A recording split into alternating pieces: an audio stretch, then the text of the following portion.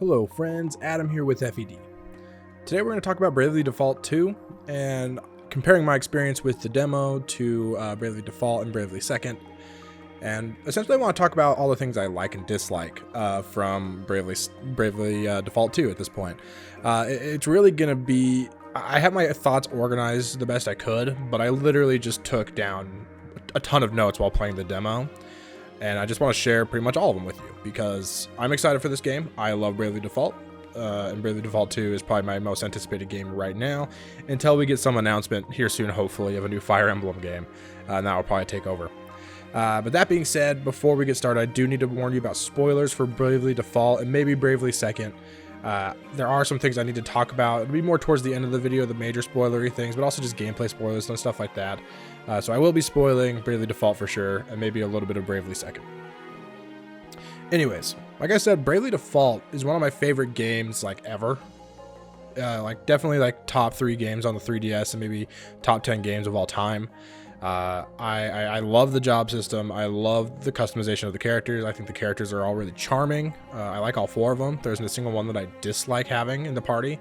Did a really good job of getting creating 4 likable characters, which is really important for that for this kind of story that is so reliant on the interactions between the 4 characters, right? As far as gameplay goes, of course, I mentioned the job system already, but I really liked how you merge job systems through different passives and having 2 sets of action commands, allowing you to essentially mix 2 classes.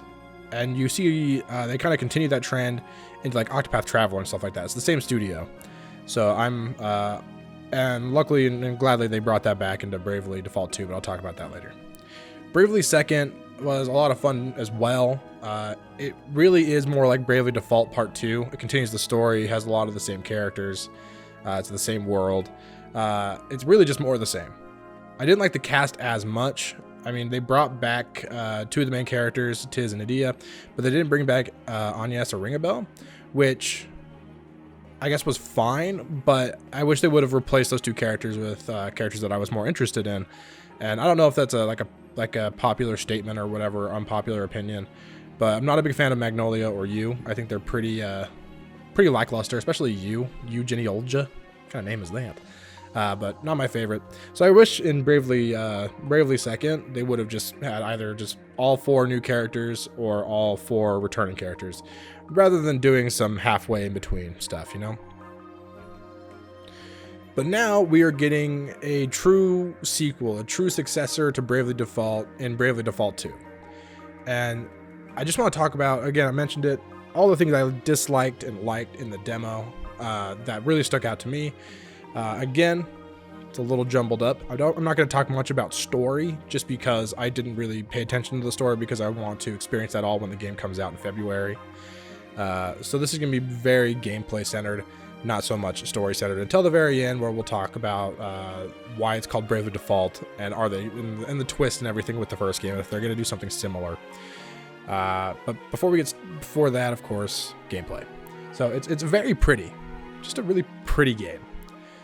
It seems that they built off of what Octopath Traveler did with that kind of like diorama pop-up book look, and fleshed it out and made it just like a really I don't know, it really just it's the same vibe, same feel, except everything has a 3-dimensional polygon and everything. You can turn the camera all the way around and see it from multiple perspectives and all that different stuff, and it just looks really good. My one complaint with the visuals is that the game is made in Unreal Engine, and you can tell because of that, just horrible. I can't stand it. I wish they would stop. I wish they just would take it out. The movement blur. You know, when you move the camera, everything blurs with the motion, and it feels like it's turned down a little bit compared to other Unreal Engine games I've seen. But it's still noticeable, and I don't like it. It makes me feel kind of sick, you know? So I hope they change that in the final release, but I don't know. It's just a small nitpick, and it's something that I get used to over time, I guess.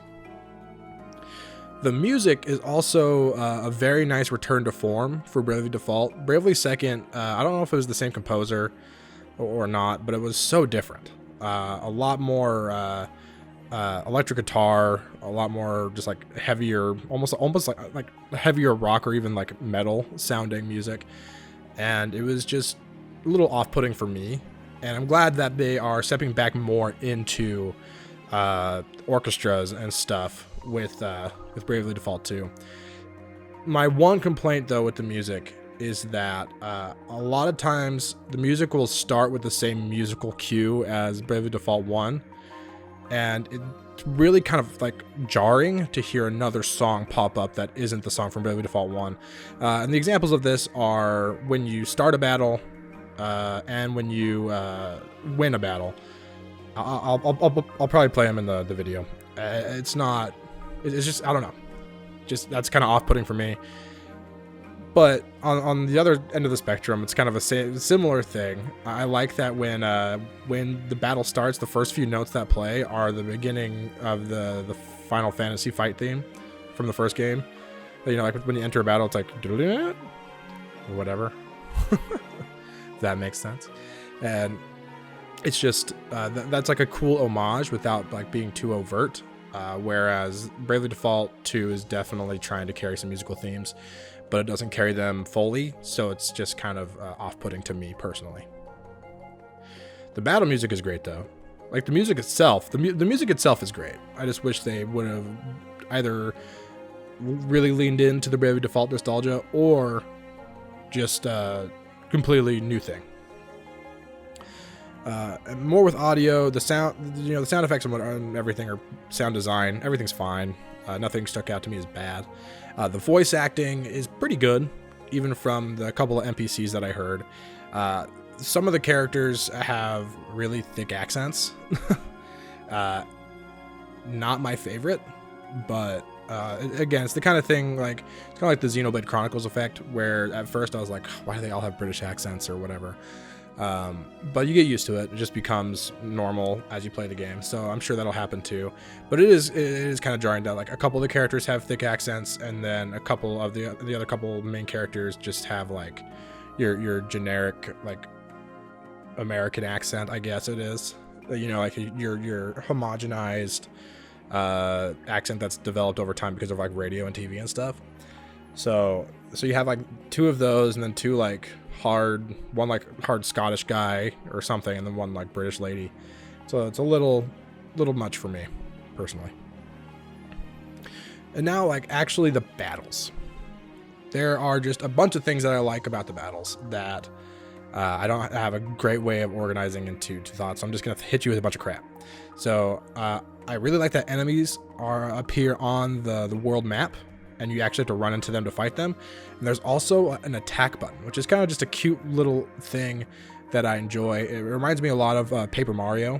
So in Paper Mario and Paper Mario the Thousand Year Door, before you get into a fight, you can either just run into the enemy and it'll start a fight like normal. The enemy can run into you as if they're attacking you, and they'll gain the advantage. Or you can like jump on the enemy or use your hammer against the enemy, and you will gain the advantage or get like an extra attack in the battle. And there's a similar thing going on here with Bravely Default, where if you hit the attack button at the right time, hit the enemy with your sword or axe or whatever you have equipped at the time, you get some sort of advantage in battle. And I really like that. Like, it might be like your party gets to attack first, like everybody, or you maybe that's the one I saw. Maybe there's some other stuff as well. I don't know. I wouldn't be surprised if they made it so your team got like a small buff, or maybe they started with like +1 brave points, which would be really cool. So yeah, big fan of that. It's a little thing, but it just makes the battle, the fighting just slightly more engaging, and it's enjoyable. As far as in battle, I like the use of HP as like as an expense, a cost for attacks and abilities. And I thought it might just be kind of like a one-off thing for the monk class, because that's where it was most prevalent in the demo. But the knight class also had one, I believe. And it's just another cool way to make jobs more diverse, having them rely on different things. And with monk, that makes like total sense, because they have their own skill that allows them to heal themselves as well. So it's like you could like brave once, use your attack that uses HP, it does a ton of damage to the enemy, but then use this skill called Inner Alchemy that gives you like 20% of your HP back, and then you're back to full, and it's fine. So it's just cute little things like that. I think they really are, from the small bit of that I've seen, again, they're doing a good job of making the braving and defaulting just a more intriguing system, even for smaller encounters, which tend to have a lot more enemies, it seems like, than they did in Bravely Default and Bravely Second, because that was kind of the problem with those games, is that these minor encounters on the world map just turned into, you brave all the way, brave to -3 and all out attack with everybody, and you just win the battle right then. And that doesn't really work here as well. So it's interesting that way.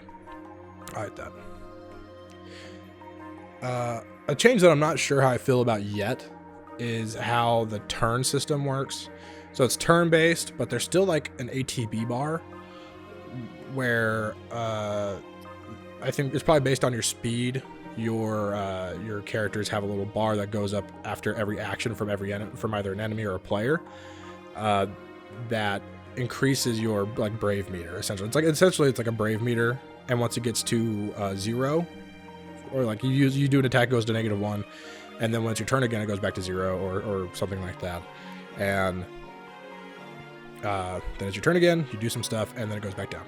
And all the enemies and the player have their own ATB bar. I wish it was more like Bravely Default, where what happened is, instead of having like a turn order that way, that I understand, I feel like they're trying to make it more fluid and streamlined, but I did like in Bravely Default 1 and Bravely Second that you could just you select all the actions for your entire party, and then you just watch them all happen, and the enemy gets all their actions too. It just all kind of happens really fast, and that was really satisfying to watch. So I missed that a little bit, but overall it's probably better for the flow of things and for making decisions. So I won't complain too much, but still just a little minor nitpick there. Oh, this is cool. Day-night cycle matters. Similar to like Xenoblade Chronicles, I'll bring that up again, where there's there's skills and stuff that rely on whether it's day or night for their effect to happen. Like night vision or something like that makes it so you have more hit at night, things like that. This game had a skill on Dark Mage, or Wizard, Dark Mage, or whatever they're called, and White Mage or Cleric, or again whatever they're called in Final Fantasy World. They get like the White Mage had a skill that gets a buff during the day, like gains MP back after actions, and Dark Mage had the same thing except at night. And that's just a kind of a cool thing, and it's a good sign of things to come for them, to add more of that into all the other classes that we're going to see, or I guess I should say jobs that we're going to see. And I'm really interested to see what more they do with that. And it's just, the enemies feel very Octopath Traveler-y. Octopath Traveler-ish? I don't know. They feel very much like Octopath Traveler in how all the enemies are weak to like multiple things. And that was, I guess that was the case as well in Bravely Default, but it just feels even more pronounced here. Like there's enemies that are weak to bows, enemies weak to like, they'll be weak, like there's an enemy in the starting area of the demo that's weak to like fire and bows. And of course you have access to both of those, and it's just really satisfying to use them both, So that'll be fun to build off of. Of course, there's no like breaking system like there is in Octopath Traveler. The break boost system was really cool, but no breaking. It doesn't look like there's any stunning or breaking or anything, but there is some cool like turn manipulation stuff. Like the Night job class has some really cool abilities that allow you to essentially reduce the enemy's ATB bar, so they don't get to take actions as soon, which is pretty fun. I like that a lot, actually. So again, just a lot of little things that hint towards really cool, bigger things later on in the game that I'm excited about. As far as all the characters go, I think they are fine. Elvis, is that his name? Is it really Elvis? Is that what I read? There's no way his name is Elvis. So that's maybe my computer auto-corrected. I'll have to look at that later. But if his name is Elvis, it's kind of funny. His accent drives me nuts. And he seems like the older, wiser, like the more worldly person that guides the party almost. And then you have like your self-insert, who is Seth, and then you have Gloria, the lady, and I'm blanking on the other girl's name. But yeah, the characters seem fine. The voice acting is fine, except I'm not a big fan of Elvis, especially. Is that his name? That can't be his name. I'll have to look at that. That drives me nuts. All right, now this is when we're gonna get into those like major Bravely Default 1 spoilers that I was talking about earlier. The title and story of Bravely Default the title is weird, right? Bravely Default. What does that even mean? But it goes into the secret ending and also just what you're supposed to do in the game to get the true ending. You're supposed to bravely default, or essentially you're supposed to bravely just do what you're told, or bravely not take action against someone or something to get to the true ending. You eventually get there, and then rather than just saving your own world by breaking the cycle and stopping future worlds from being attacked or whatever, you literally save like all these parallel dimensions. It's wild. It gets really crazy at the end of Bravely Default. But really, I'm just interested what they're going to do with that in this game. Is there going to be another mechanic like that? Are we going to have a true ending versus like a minor ending? That could be really cool. I hope it's not something to do with crystals again. The lady in the party that starts off as a white mage, Gloria, she mentions the crystals in it's either in one of her attacks or when she uses her special or something like that. And I really hope that they don't reuse the whole awaken the crystals thing and the Vestal of the crystals and all that stuff, like Agnes and Gloria, like the same character kind of thing. That'd be kind of bad. I don't want to see that twice, but I will accept it for what it is because it'll still be fun. Anyways, let me know. This is what I'm really curious about. What do you think they're going to do with the title and the story? Like, is it actually going to matter? Is the Bravely Default going to play into the story again, or is it just a name at this point? Should they use it like some sort of Bravely Defaulting story thing? What should they do? And just let me know all that in the comments, and also just like your general thoughts on Bravely Default 2. Anyways, like and subscribe for more Bravely Default 2, Bravely Default, and just Fire Emblem stuff that I talk about, JRPGs in general. And I'll catch you next time, friends.